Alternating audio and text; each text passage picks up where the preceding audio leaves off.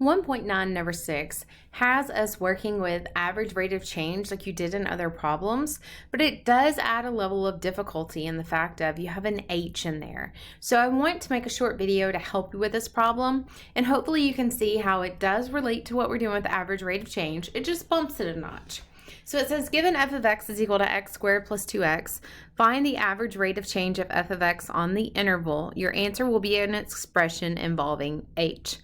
So similar to your problems you have already done, when you see the words like average rate of change, this is going to be your slope formula, which is something you are familiar with. So that's like m equal to y2 minus y1 over x2 minus x1.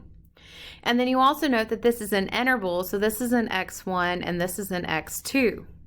So the information that we are missing is our y values. Thus why they gave us this equation.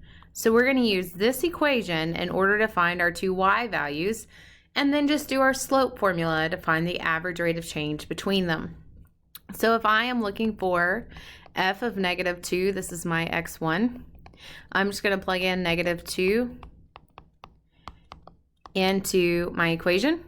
So this gives me positive 4, and then minus 4, which is just 0. I'm going to plug in f of negative 2 plus h, and when I plug in negative 2 plus h, because that's my x2, I get negative 2 plus h squared plus 2 times negative 2 plus h. Now the cleanup on this one is definitely going to be a little bit harder than just plugging in our calculator and getting a value. So I'm going to come out here and let's just clean it up. Negative 2 plus h squared is negative 2 plus h times itself.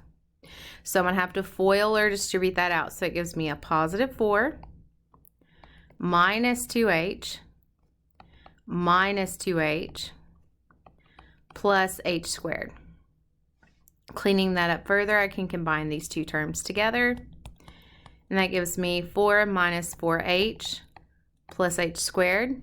Now I didn't forget about this back piece back here, so I'm going to say plus, and I'm going to distribute that out. Negative 4 plus 2h, and so I can just bring that down and now combine that together with my other terms. So see, 4 and negative 4 cancel.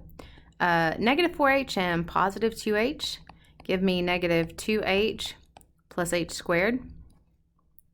And so this is all that work, f of negative 2 plus h. So definitely a little bit harder than other problems, but we're in college algebra. We're learning new things in college.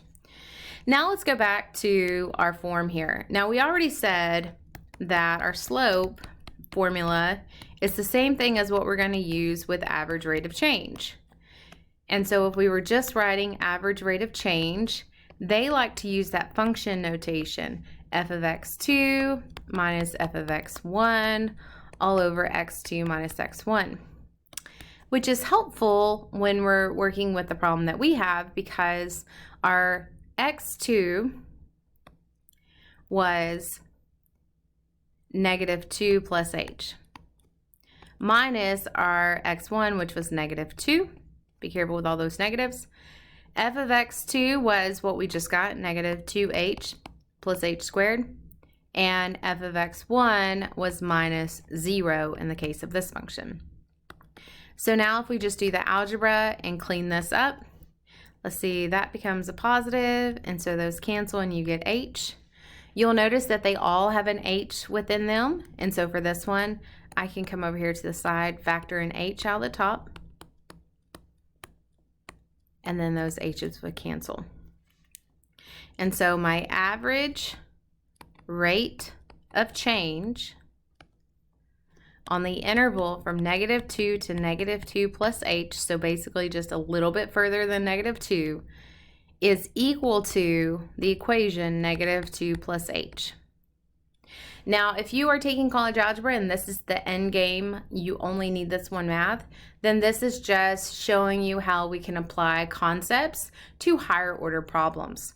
If you are pursuing a STEM degree, such as a math or science or computer, and you're going to have to move forward in a pre-cal, then this is something that is leading forth into that. But still a pretty neat problem, because although it is complicated with your h's, it's a matter of just using properties you know already how to do and relating them to this average rate of change. So I hope this helps with this problem.